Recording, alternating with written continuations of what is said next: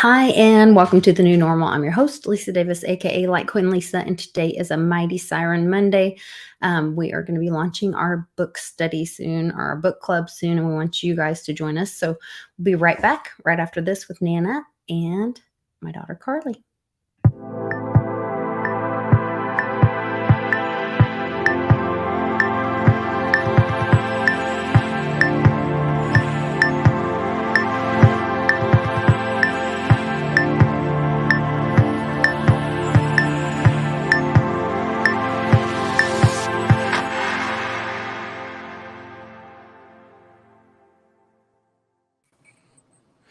Carly, thanks for joining us.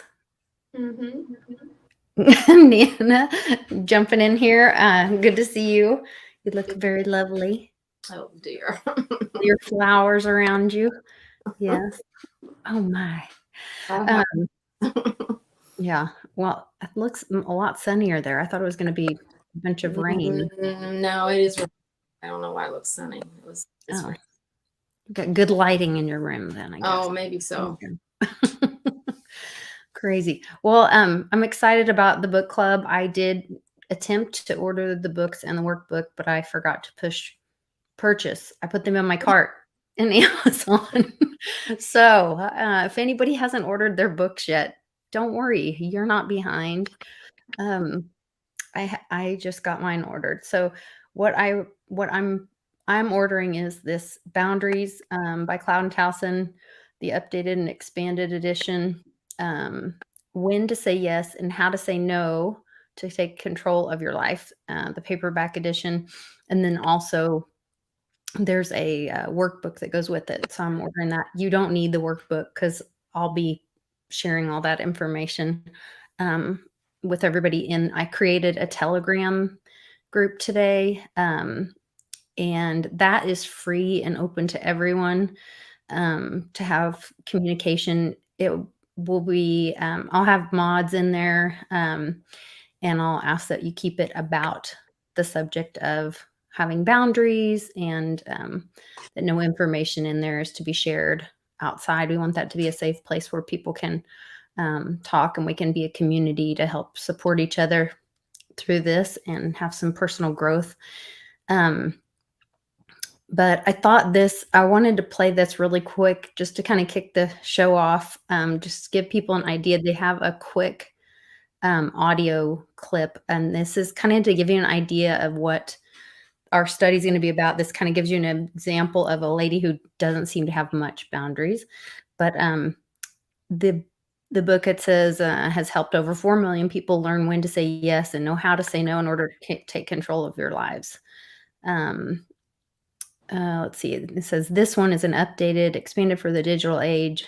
The book continues to help millions of people and answer these tough questions like, can I set limits and still be a loving person? What are legitimate boundaries?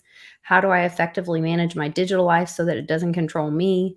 What if someone is hurt or upset by my boundaries? How do I answer someone who wants my time, love, energy, or money? Why do I feel guilty or afraid when considering setting boundaries? Aren't boundaries selfish? So don't let your life spiral out of control. Discover how to set boundaries and make life better today. So I was going to play this little clip so you guys can get an idea, and then we can kind of discuss some of this stuff. Absolutely crazy. But she justified it to herself. At least I've helped make her lonely day a little brighter. Then a pesky voice piped up. If you helped so much, why was she still talking about her loneliness when she left? Trying to ignore the thought, Sherry went to bed. 6:45 a.m. Sherry returned to the present. No use crying over spilt time, I guess, she mumbled to herself as she struggled to close the zipper of her black linen skirt.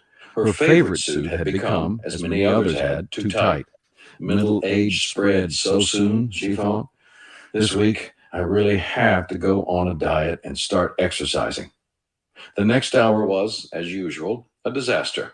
The kids whined about getting out of bed, and Walt complained, "Why is it so hard to get the kids to the table on time?" 7:45 a.m. Miraculously, the kids made it to their rides. Walt left for work, and Sherry went out and locked the front door after her. Taking a deep breath, she prayed silently, Lord, I'm not looking forward to this day. Give me something to hope for. In her car, she finished applying her makeup at traffic stops. Thank the Lord for long red lights. 8:45 a.m. Rushing into McAllister Enterprises, where she worked as a human resources director, Sherry glanced at her watch. Only a few minutes late. Maybe by now her colleagues understood that being late was a way of life for her and did not expect her to be on time. She was wrong. They'd started the weekly executive meeting without her. Sherry tried to tiptoe in without being noticed, but every eye was on her as she struggled into her seat. Glancing around, she gave a fleeting smile and muttered something about that crazy traffic. 11:59 a.m. The rest of Sherry's morning proceeded fairly well. A gifted advocate and problem solver, Sherry was loved by the staff she served and a valuable asset to McAllister. The only hitch came just before lunch. Her desk phone rang. Sherry Phillips. Sherry, thank goodness you're there. I don't know what I'd have done if you'd been at lunch. There was no mistaking this voice. Sherry had known Lois Thompson since grade school. Lois was thin-skinned, perpetually anxious, and seemingly always in a crisis. Sherry tried to make herself available to Lois, to be there for her, but Lois never reciprocated. When Sherry occasionally mentioned her own struggles, Lois either changed the subject back to herself or had some reason to leave. Sherry genuinely loved Lois and was concerned about her problems, but she also resented the imbalance in their friendship. As always, Sherry felt guilty when she thought about her anger at Lois. As a Christian, she knew the value the Bible placed on loving and helping others. There I go again, she would say to herself, thinking of myself before others. Please, Lord, let me give to Lois freely and not be so self-centered. Sherry asked, What's the matter, Lois? It's horrible, just horrible, Lois said. Anne was sent home from school today. Tom was denied his promotion, and my car gave out on the freeway. This is what my life's like every day, Sherry thought to herself, feeling the resentment rising. However, she merely said, Lois, you poor thing, how are you coping with all of this? Lois was happy to answer Sherry's question in great detail. So much detail that Sherry missed half her lunch break consoling her friend. Well, she thought, fast food's better than no food. Sitting at the drive-thru waiting for her chicken burger, Sherry thought about Lois. If all my listening, consoling, and advice had made any difference over the years, maybe it would be worth it. But Lois makes the same mistakes now that she made 20 years ago. Why do I do this to myself? 4 p.m. Sherry's afternoon passed uneventfully. She was on the way out of the office to the teachers' meeting when her boss, Jeff Moreland, flagged her down. Glad I caught up with you, Sherry, he said. A successful figure at McAllister Enterprises, Jeff made things happen. Trouble was, Jeff often used other people to make things happen. Sherry could sense the 100th verse of the same old song tuning up again. Listen, I'm in a time crunch, he said. I just emailed you a draft of my presentation for next week's board meeting. All it needs is a little rewriting and editing, and I need to distribute it to the executive team for a preliminary review tomorrow. But I'm sure a quick turn will be no problem for you. He smiled ingratiatingly. Sherry panicked. Jeff's editing needs were legendary. Sherry anticipated a minimum of 5 hours work. I gave him all the day. Yeah. Hold on one sec. I'm sorry. I think I have you guys muted there. Yeah. So I thought that was really interesting to kind of get an idea. Mom, you're muted. I think you muted yourself. Yeah, there was an echo, and I did. Maybe it was coming out of my. Well, I think I had both the screen and the thing go on, so it was my fault. But so obviously that lady lacks a lot of boundaries, and so it creates chaos in her life. And that's why this is like one of my favorite books. So just because there's so many areas of our life where if we can't, learn to have boundaries. And for me, that guilt thing is a huge issue. Because I do, we have that strong caregiving thing in our family. And I think as women, in general, And then having that, well, I always want to help, and I always want to, do something for someone first, which then leaves, my put that oxygen mask on somebody else before I put it on myself kind of thing. And one of the biggest lessons for me was caregiving for Mia and Cannon, especially when they get sick. I would get myself in trouble physically, or with work or emotionally, mentally, whatever, because I would not take care of myself first. So I started doing some little things like before I would even leave my bedroom door, like, because the minute you're awake, you start going serving another person, especially when they've got somebody sick in the house.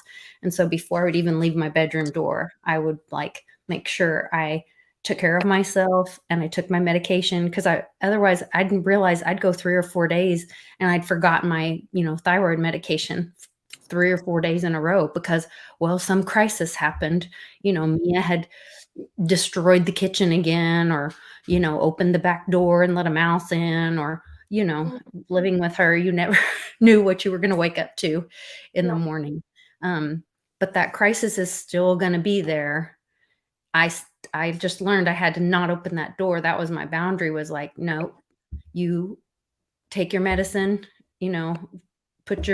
brush your teeth, comb your hair, get dressed, then walk out that door. And so that was my kind of one of my big boundaries with taking care of medically fragile kiddos as they got older, And of course, if there's an emergency, there's just an emergency and you run out the door and life happens to you. But those are those things like when you're planning for a marathon versus the sprint, when you've got And people you with can do, when you put yourself first and you took care of yourself first, you took your medicine first, that made it to where you can now help Mia and help Cannon and help other people more. So like putting up the boundaries is, you got to. Yeah, well, because then I would feel better, so that then I did have more energy. I could go, longer and help more. Yeah, because what was happening is I was feeling like crap and run down. And then, I end up at the doctor's office, or going for my checkup, and she's like, "Oh, what's wrong?" I'm like, "I'm just so exhausted." And then, "Well, no, I don't take my, thyroid medicine." And she's like, "Oh, your thyroid's all whacked out." And, and like the lady on the recording, "Well, I can't button my skirt." And, I was gaining weight and all that kind of stuff that affects your life. And so I think, and I think them bringing up the fact of the digital, they upgraded this book. I have the old one here that I read for years, but they've upgraded this to include the digital pressures we have on us now, and how like everyone thinks that we should be accessible to them at all times just because they can reach us. Right. So I think that's going to be really interesting. What are I want to ask both of you guys, what are some of the ways that you put boundaries in place digitally, like whether either people reaching you or you spending your time on digital devices? Nana, you want to go first? Do you kind of have time zones where you like shut your phone off at a certain time, or you put boundaries on that, or you respond? Well, one thing is I don't feel that I have to answer a phone call. Good for you. I didn't initiate it, If it's a bad time for me, leave a message. Good. Where I think in the past it's like, oh, somebody has to talk to me now. Well, maybe not. That's so good. I mean, I guess I'm getting my old age, I'm getting crotchety or something, but I had a person recently that wanted me to edit a small book that they had written, which I have no problem doing, when I have time. But they were aware that we've had some crises in our family, that I've got, a very upset mother and 3 teenagers that moved in with me. We're trying to get life, back in gear. And I'm having a lot of trouble with the the fall that I had before Papa died and the subsequent problems. And so sometimes I'm not very comfortable. I've got, I'm really in a lot of pain. So this person is pushing me to do that. And I just finally said, look, I'll be happy to do that. But right now, this is what I'm dealing with. And, they knew it, but I just, they needed a little reminder. And then it was all of a sudden, oh, well, yes, you should take care of yourself first. And I mean, I felt a little bit, but let me tell you, not that much. So in the past, I would have just, stayed up till, 2 a.m. editing it. And I'm not doing that. So I guess that's something a recent boundary placement.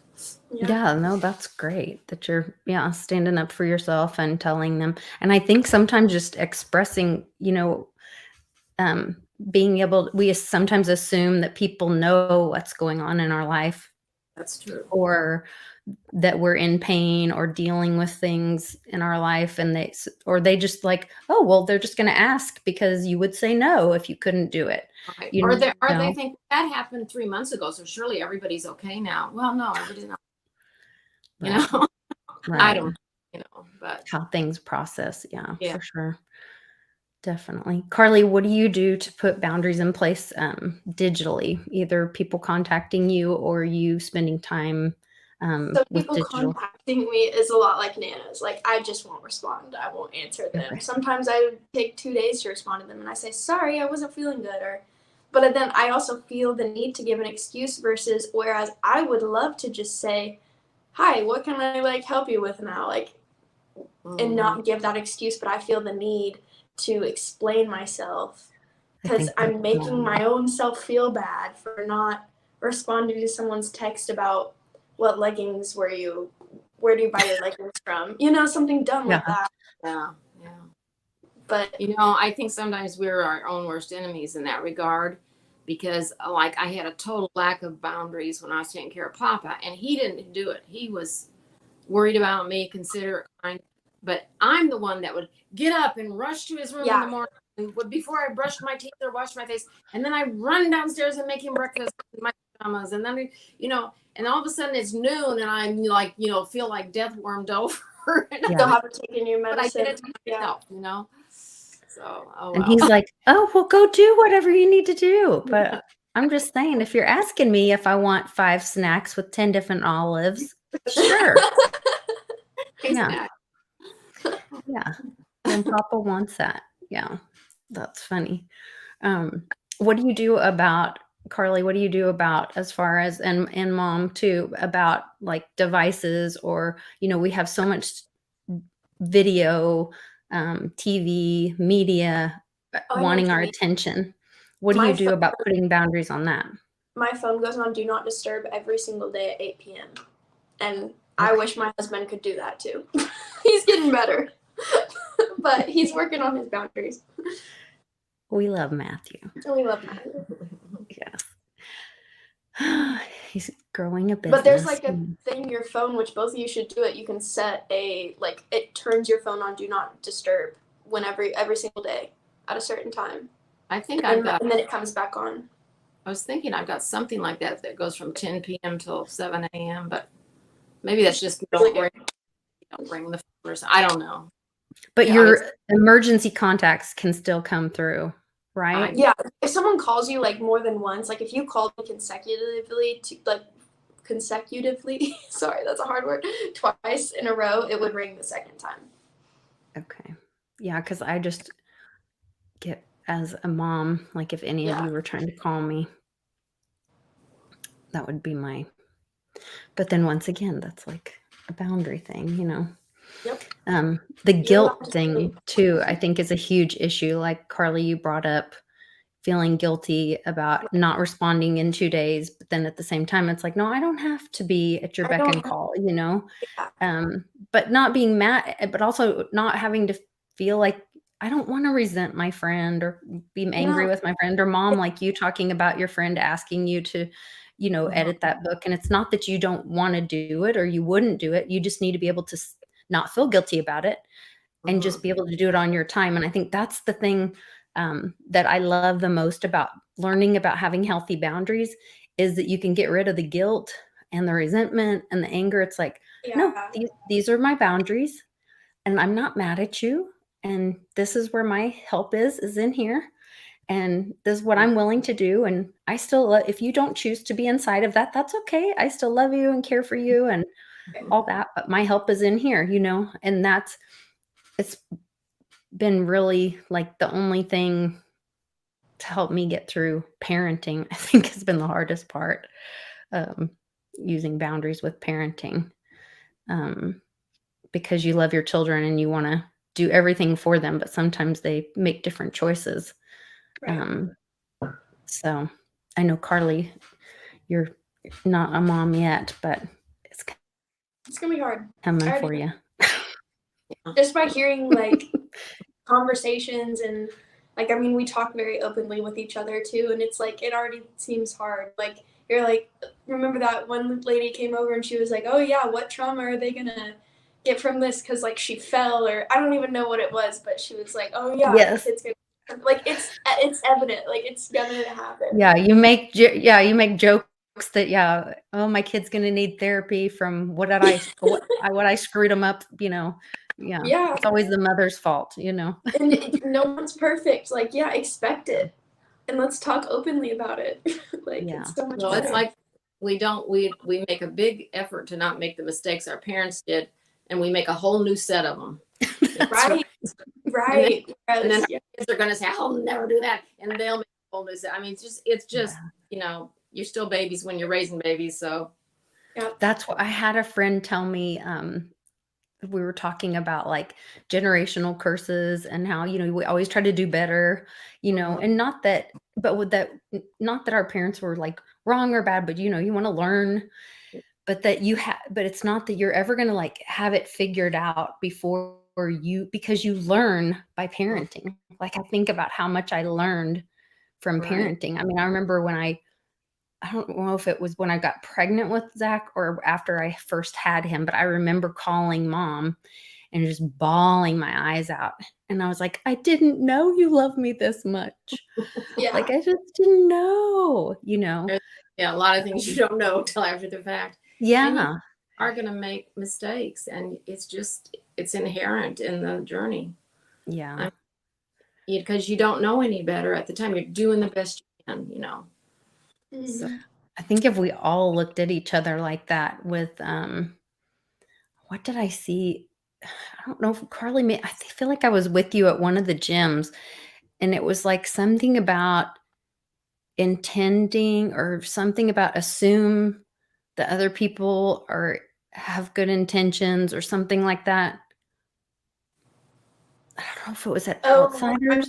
Talking about, but yeah, Jen has said something like that. She's like, don't assume that someone's just going to, don't assume anything. Don't assume someone's just like being nice to you because they like want to be your friend. Don't assume just like I wish I could explain it the way she explains it, but she's like, don't let your like emotions get involved when you meet people, because they could be like crazy narcissistic sociopaths, and you can't really take their like word. Like you need to have those boundaries, like build that wall.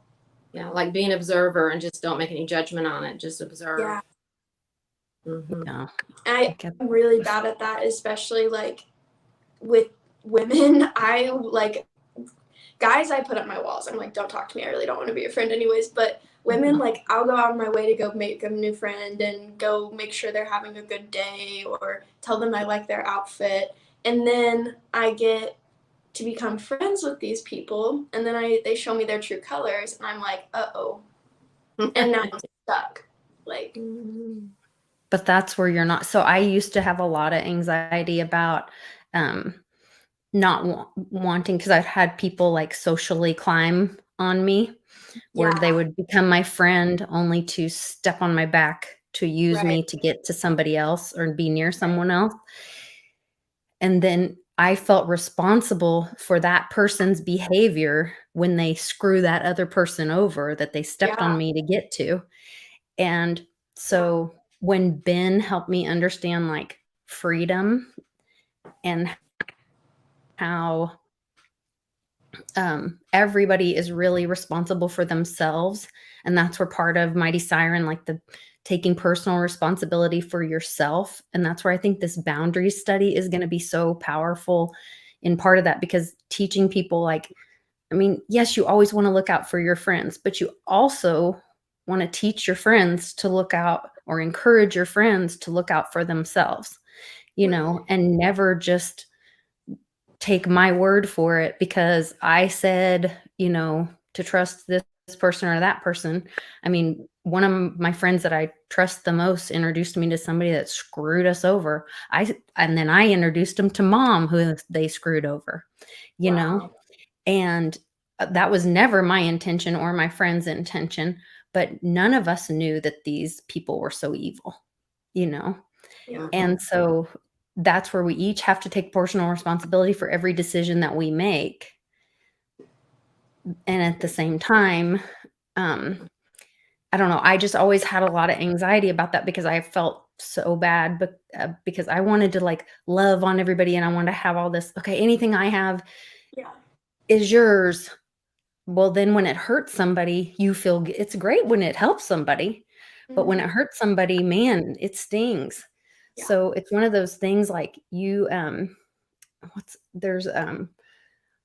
talking about it at school about the parenting thing. Like, you don't own your children, so you don't get to claim their successes, but you also don't get to feel terrible and beat yourself up about their failures, because neither one of those are yours. That's theirs Yeah. and their journey.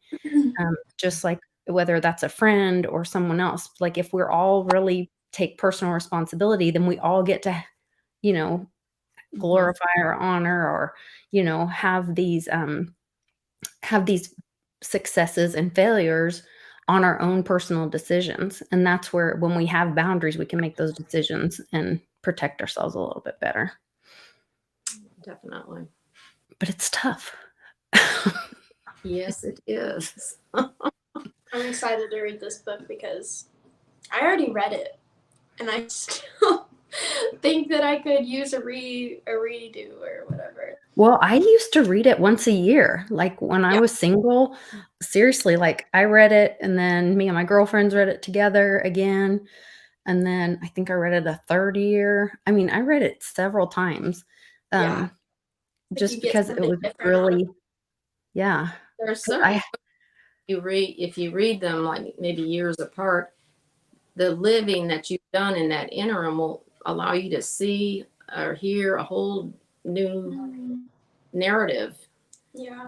Because it didn't resonate with you the first time, but you've lived more, and now it does. It's that type of thing. That's a great point. Well, especially like this, as we go through these seasons, I always talk about it being seasons of life, because, I was somebody's daughter. There's that book, I think it's called The Dressmaker.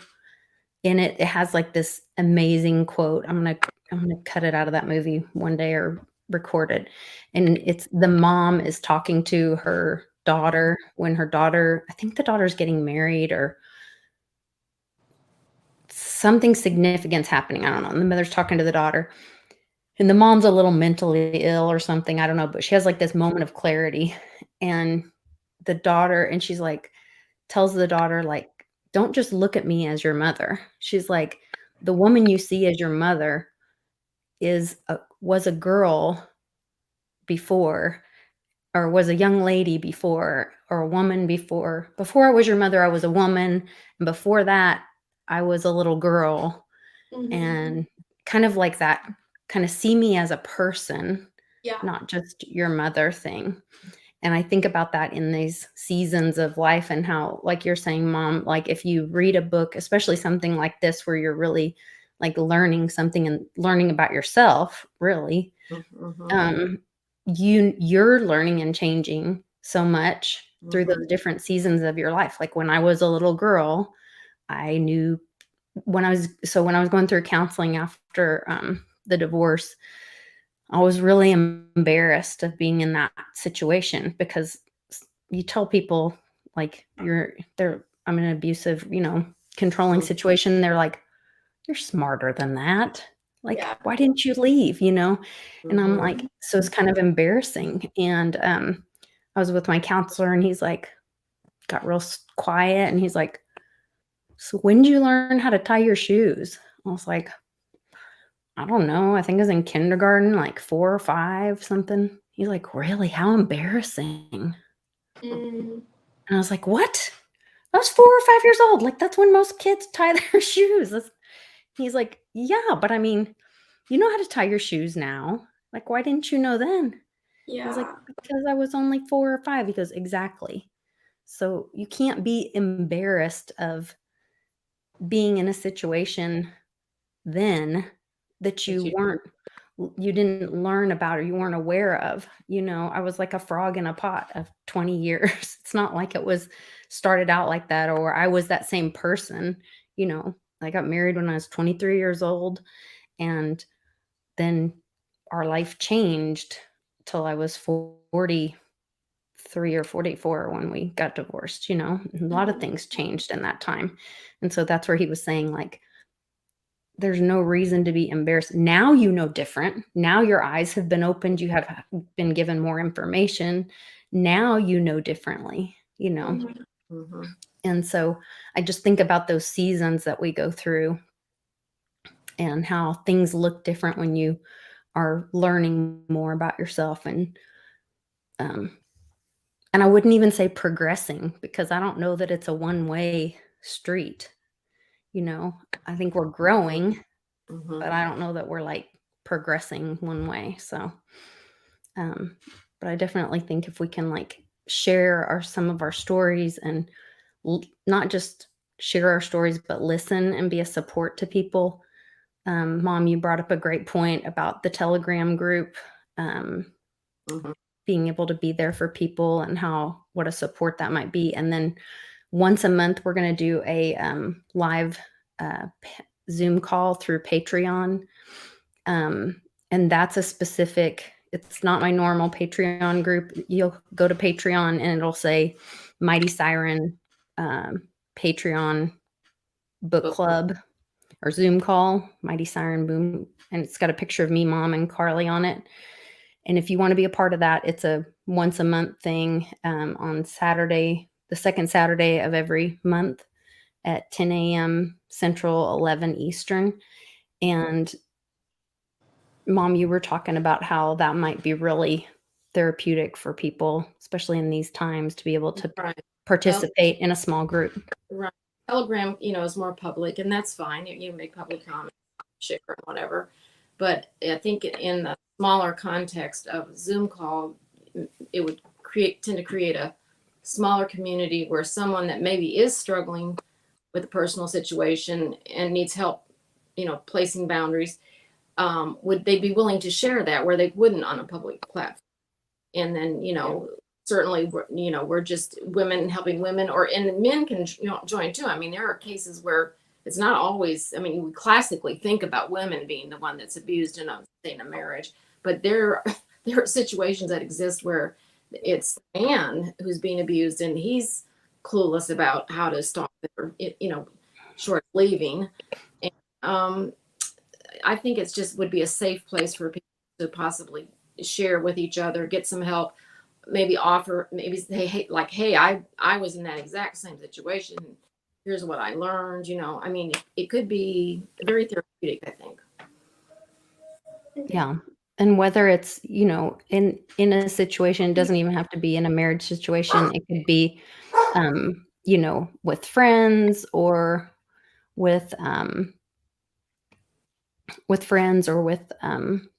work situation.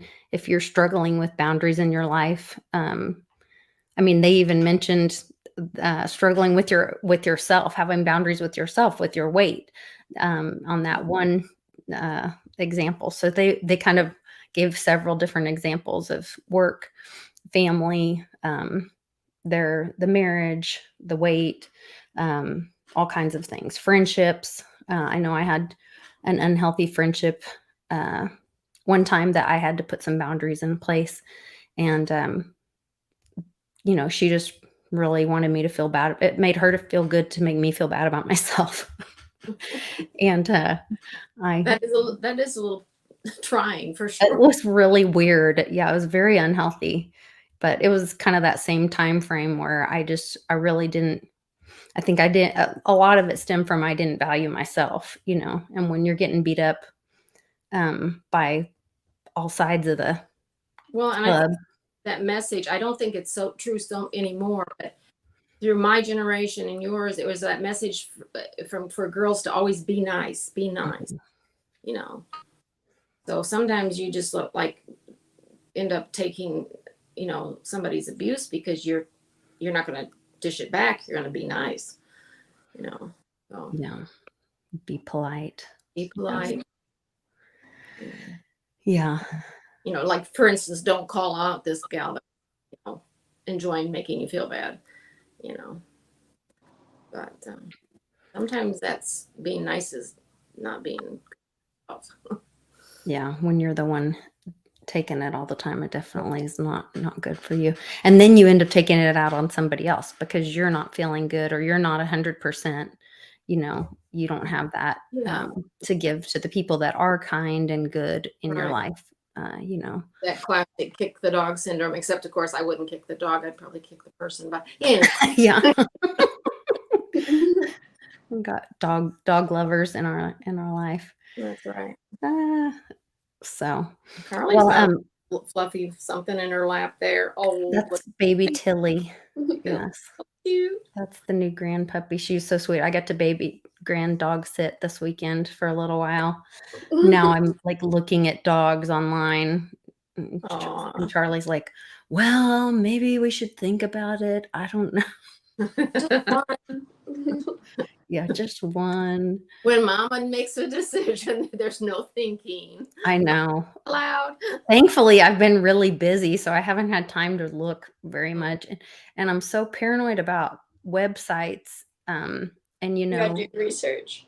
Yeah, really making sure you get like a good breeder, somebody that's got, healthy animals and is doing it safely. And I would never want to buy one from someone that's like abusing the animals or one of those puppy farms or whatever. Petland. Yes, we don't want to do that. No. Puppy That's what when we got Roxy, we got her from our vet.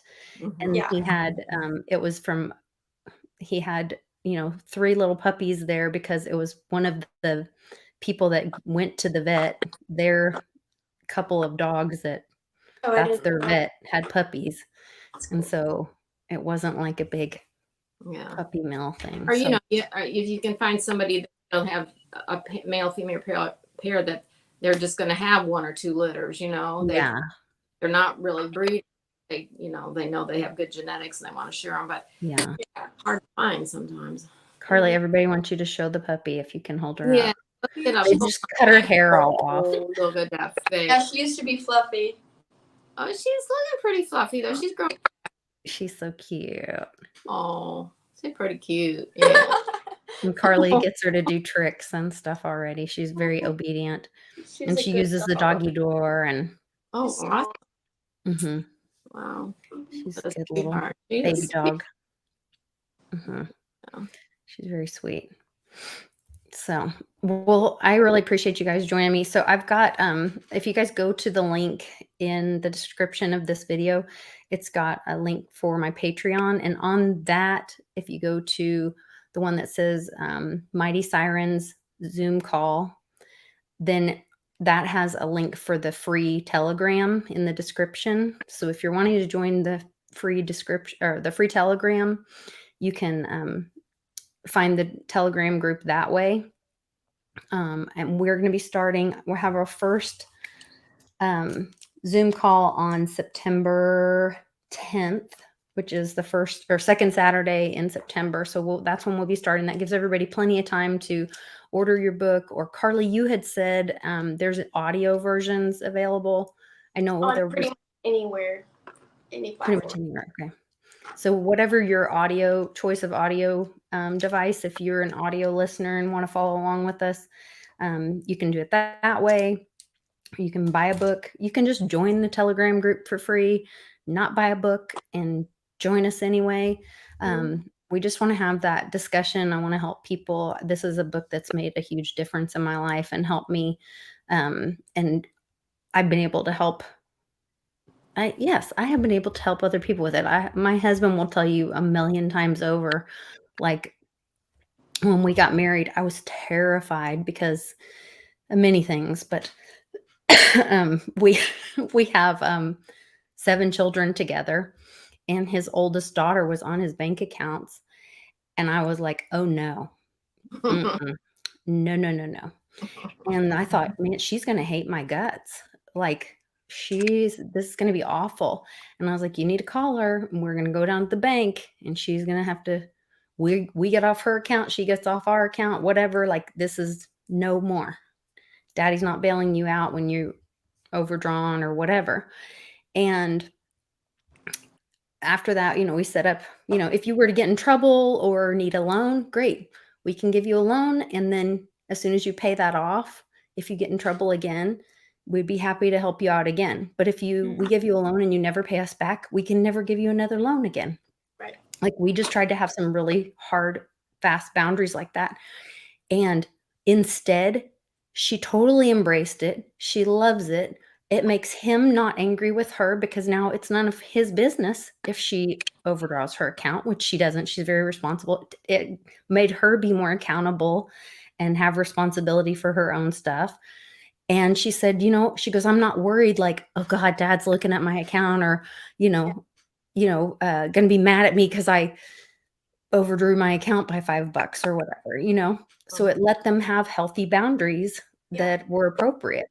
And she got to experience true like financial freedom, which was yes, everyone and she was willing to take personal responsibility for it. And because of that, it gave her freedom, and it gave him freedom to not be angry or resentful of, having his nose in where it didn't need to be. Right. So there's many situations like that where and sometimes it's really easy for the person that doesn't have to put the boundary up to say, oh, well, you should have personal boundaries right there, Right. when you're the dad that he just wanted to help out and look out for her. And that was his way of what he thought was protecting her, Yeah. And, but that's where you can really see where having a healthy boundary, really, that is what protects both of you. And then you can have a great relationship with healthy boundaries. So anyway, that's what I really hope for everybody to come out of this with. And I'm excited to share this book with everybody. So I hope you guys will all join us. Once again, the Telegram group is free for everybody to join and have great discussions on there. I think we can learn from each other and grow together. And then if anybody wants to have that small community and share their experiences, they can join the Zoom calls through the Patreon group. But you do find the Telegram link through Patreon, but you don't have to pay anything. You can just go to Patreon and go to the description part of that, of the Mighty Siren book club. And you'll just copy the Telegram group invite, and you can join it, or you can join the Patreon. But I would wait till September to join that Patreon group. Don't join because it'll charge you now, and it'll charge you on September 1st. Yeah, don't do it. Wait until September to join that group so that you don't get charged twice. Do you ladies have any parting wisdom? I said what I want to say. Okay. We're all wearing purple today. Oh, there you go. That's funny. I didn't think about that till right now. Purple was Mia's favorite color, so that's appropriate. Yes, very appropriate. Well, thanks for doing this with me. I really appreciate both of you guys, and for having us. Yeah, I think I'm excited to hear, especially getting 3 different generations' perspective on this. I think it's going to be pretty exciting too. Excited. So we'll see you guys next time on The New Normal. Take care.